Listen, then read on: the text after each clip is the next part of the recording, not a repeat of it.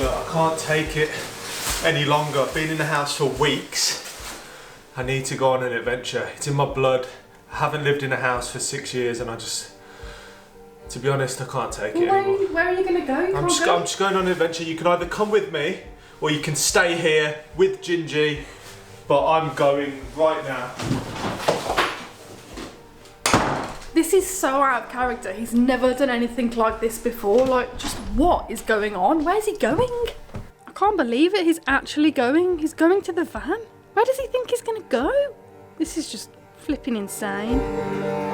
A lot of you guys are probably wondering where I'm actually going to go in the van, and the truth is I'm just going to stay in the van on the driveway because there's been a great initiative put together by the Great British Camp Out, and there's loads of people all over the country camping in tents in their gardens but also staying in vans on their driveway. So we had to join and get involved in this because it's raising money for the NHS. So it's such a good cause and the NHS are doing such a fabulous job in these tough times. It's just an incredible idea. So we are in the van today and tonight, which is very exciting to be back.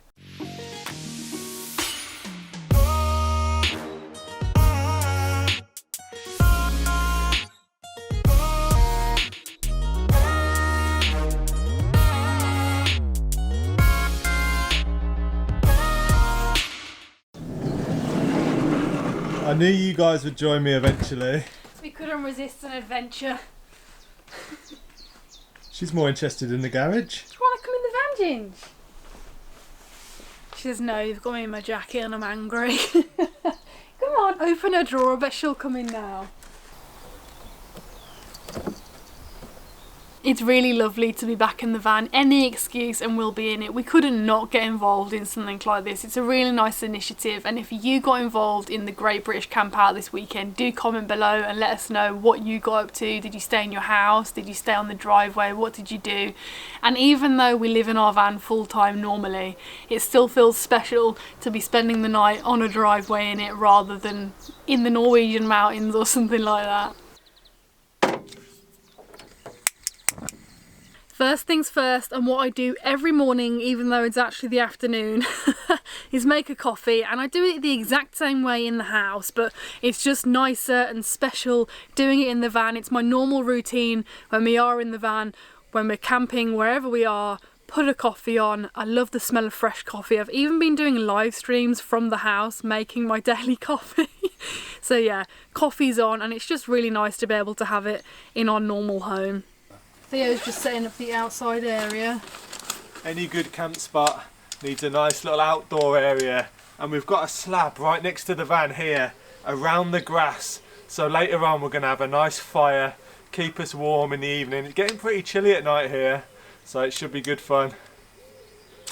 Okay, so I've got Theo to actually stop doing the chair because I don't know if you guys remember when we were in Finland and we showed you how fast you can put these up.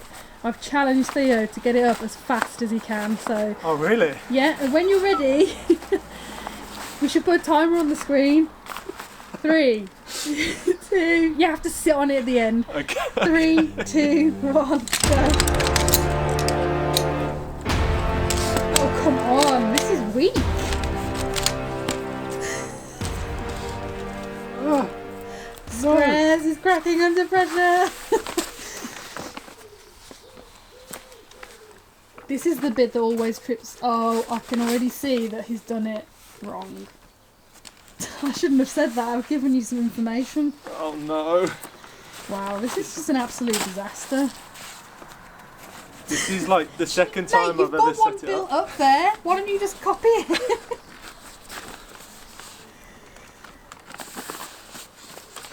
10 hours later. Under a minute. Under a minute, my arse. Ah. They are actually so comfortable. So comfortable. I could just lounge out in this all evening. Are you gonna? So I don't know about you guys, but I'm blaming the reason for doing so bad on that challenge was the innuendos that Bee was saying before were just unbelievable, and she didn't even realise what she was saying. I don't know if you guys clocked on. If you did, let us know in the comments, but absolutely hilarious. Ginjey is raring to go on an adventure, and if you follow our videos already, you'll know that she wears this tracker so we can keep an eye on her, and because she lives in the van full time, she's totally fine going out in new spots because she knows the smell of home. But we are very careful fur baby owners and we like to keep tabs on her, so we're going to put her tracker on and she's going to go off and explore this new adventurous place where we are. You ready, Ginj? Ginjey is wasting no time and is off with her tracker on to explore the great outdoors. Don't bring us anything back, Ginjey. I think I might have just heard my Amazon delivery rolling up. Really? Well, I heard a vehicle outside. Whilst I'm drinking this delicious coffee in my lovely home. We were just going to talk to you guys a little bit about how living in a house has been quite different, because there's lots of separate rooms, and when we're in the van we've noticed straight away that we're together, like in the same place in a small environment, which is weird because it's such a small space that we have nowhere else to go anyway. And I enjoy that, but by the tone of what Bee's saying, she obviously doesn't. I'm joking. If I didn't like it, I wouldn't be living with you in a van. I think maybe what we'll do is we'll get the horse trailer fitted up and Bee can live in the back of that and I can tow her along. But no, it's been really nice being back close together again, because when you're in a house you can separate and spread out in different areas and different rooms. And we've been having a lot of people commenting on our Instagram and Facebook and YouTube, actually asking us, like, how is it in a house? Do you prefer being in a house to being in a van? And the truth is, we definitely prefer being in a van because we've just got the freedom to take our home anywhere, really. Not so much anymore. No. But it won't last forever. We all need to keep remembering that this isn't forever. The borders will reopen and we can all travel again. Exactly. Soon, hopefully, so remain positive. That's the best way. Yeah, and I just remembered as well, someone said in the last video that I was doing a really good job at pretending to drink coffee. I never pretend to drink coffee. She just drinks lots. My cups always have coffee in them, so this is the real deal. So Bee's Amazon parcel, which is essential, has just been delivered, and the guy dropped it right outside the van, which is hilarious. Now we just need to see what's inside it. Bee has actually got her gloves on. She's being nice and safe. But let's see what's in the box. She tells me it's important. It's essential. It is essential. Essential. Gin. The gin is not essential.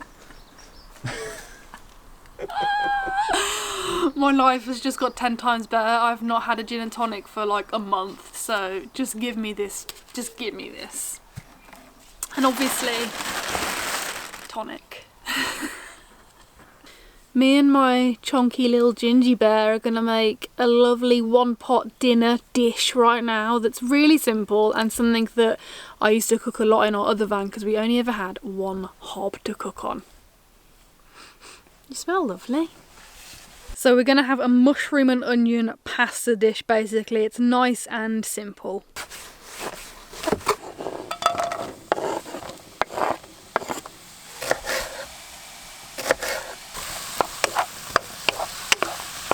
I'm just going to add some oregano, or oregano as people in North America call it, rosemary and thyme for some lovely flavour in this dish.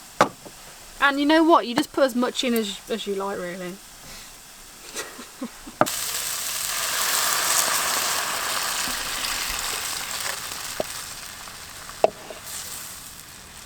So next thing to put in is the pasta. I just put the broth in, which also had a mixture of soya milk, or you can use whatever milk you want, because it's kind of like an Alfredo-y style dish. So it's all cooked in one pan, and now I'm going to put the pasta in.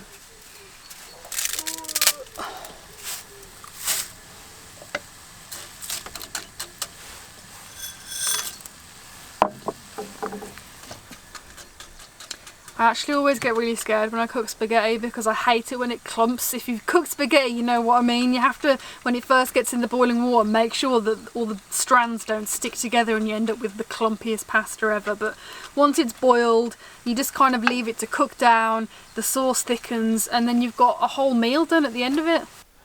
Just a moment of truth.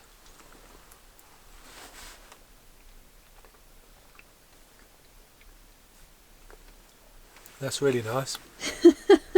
Your face says otherwise. I swallowed it weird. But it's got loads of really nice flavours to it, actually. Yeah, it's good to cook it in one pan because it's just one thing to wash up now. Good job, Bee. Thanks. I reckon after this we should FaceTime Lizzie and Sean and see what they're up to. That is such a good idea.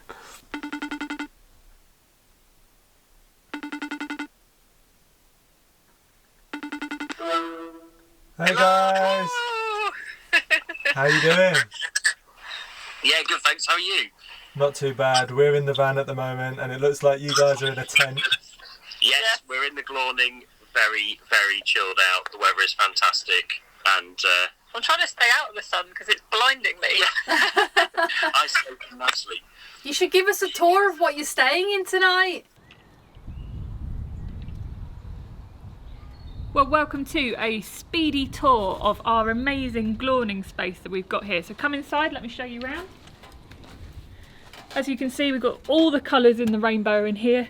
We've got our little space here, which has got some cupcakes, some tea, some nice family photos. As you can see, Bentley, do not eat the cupcakes. No. He keeps trying to eat the cupcakes. You're not allowed them. So beautiful family photos there.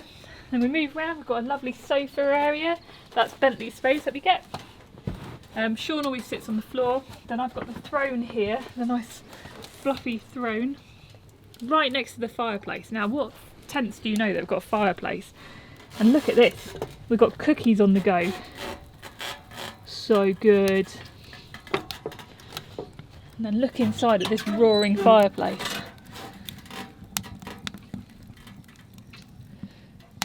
It is so toasty and warm in here. Then moving around, we've got Bentley's kennel. He for some reason likes a tent within a tent. And he's also got another bed. So basically it's a tent for Bentley and we're occasionally here as well. So there you go. That was really lovely to talk to Sean and Lizzie and to see how many people are actually partaking in the Great British Camp Out tonight. We've even noticed our next door neighbours are setting something up, so that's really cool. We're not going to be the only people sleeping on the driveway tonight. And when we last checked, they'd raised over £45,000 for this.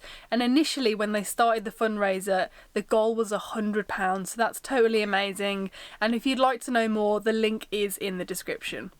The temperature has dropped rapidly and I feel like I can hear wolves on the horizon. Basically, we are going to get a campfire going. It's not often that we do this in urban environments, but needs must tonight. We've probably got like half an hour before the sun goes down and then it's going to get even colder.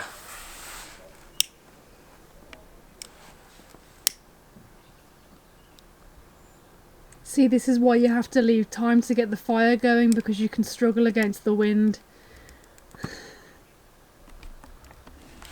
There we go, guys. There we go. What are you on about? It's gone out. Oh, it's still going. I can't see a flame. There is a flame. Oh yes, we have fire. Oh, it's actually really warm as well. Oh yeah. This is going to keep us going for a while. Is it just me or is the urban midges getting really violent tonight? They're pretty bad. So, I have this device. It's going to keep me safe. Ready for anything right now. The urban midges, keep them at bay.